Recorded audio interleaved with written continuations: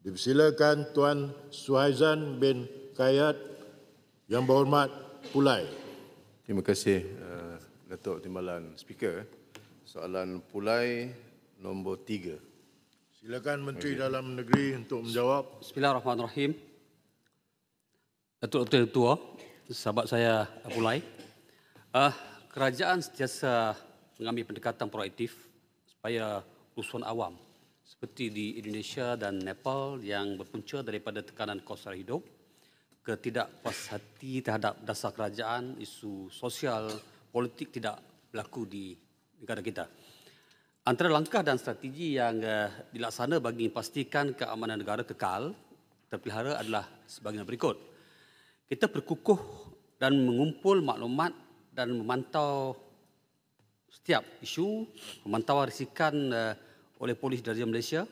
Ini bagi mengenal pasti potensi ancaman terhadap keamanan dan kestabilan negara. Kita meningkatkan pendekatan kolaborasi dengan agensi kerajaan, organisasi masyarakat sivil dan pertubuhan kerajaan agar isu berkaitan dengan kos sara hidup, ketidakpuashatian terhadap dasar kerajaan dan isu-isu yang berkaitan dapat kita tangani secara menyeluruh dan tidak dimanipulasi oleh pihak-pihak yang tidak bertanggungjawab.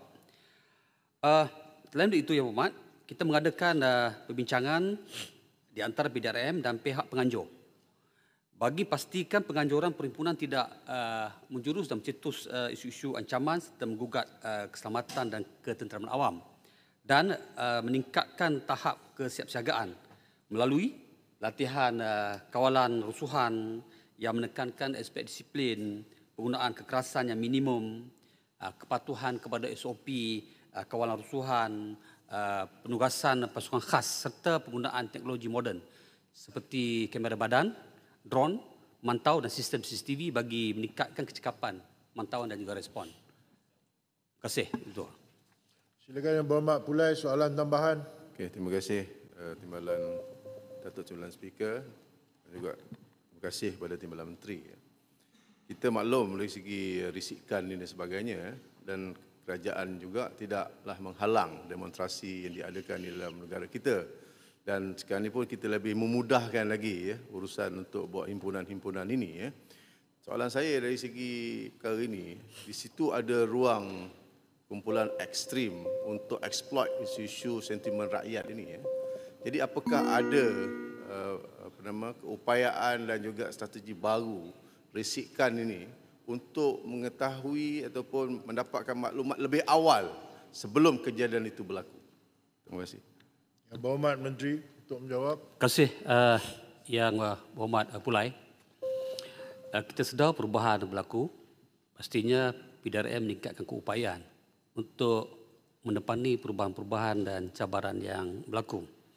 Sebab itu soal risikan ini sangat penting dan PDRM sendiri meningkatkan keupayaan risikan bagi kita mengesan lebih awal perancangan unsur ekstrim yang cuba mengeksploitasi sentimen rakyat dengan menggunakan kaedah pengumpulan maklumat melalui risikan, memantau di sosial media serta kerjasama strategik dengan agensi tempatan dan antarabangsa, umpamanya dengan MCMC, dengan Interpol dan juga Sempol.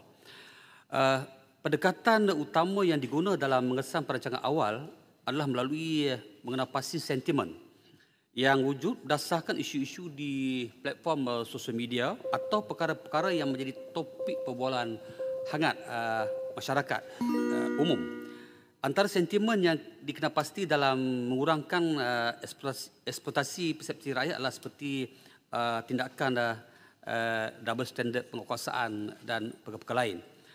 Yang Berhormat, dalam merangka tindakan diffuse isu dan menangani persepsi negatif rakyat terhadap kerajaan, tindakan kolaborasi strategik kementerian antara agensi penguatkuasa yang terlibat di samping kita melakukan kerjasama erat dengan NGO, persatuan-persatuan serta elemen pendidikan dan juga keagamaan.